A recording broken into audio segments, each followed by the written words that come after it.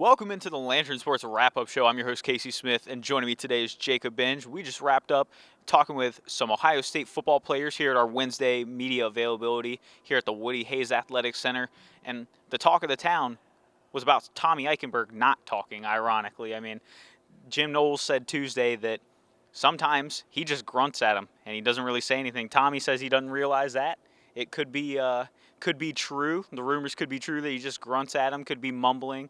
He's a man of few words for sure. Jacob, I heard that you talked with another defensive lineman today. Yeah, Casey, we heard plenty from Zach Harrison there. Defensive lineman, if you will. You know, he played a lot there inside last week against Rutgers.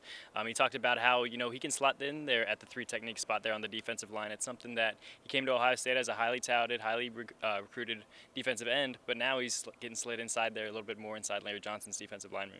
Right, one of those guys playing beside him, Jack Sawyer, said this defensive line should have 8 to 10 extra sacks this year, and that's a product of getting to the quarterback, not quite bringing him down. He said against Toledo they should have had at least a couple more to their ledger.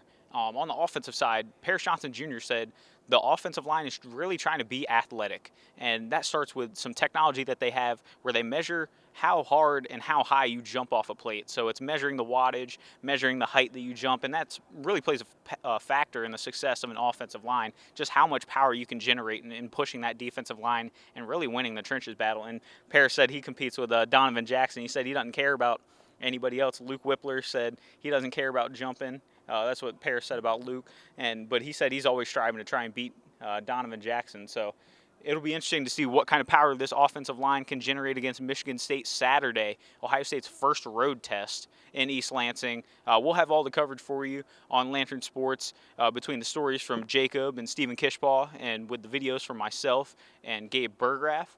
But for now, this has been the Lantern Sports Wrap-Up Show. For Jacob Benge, I'm your host, Casey Smith. Until next time, take care.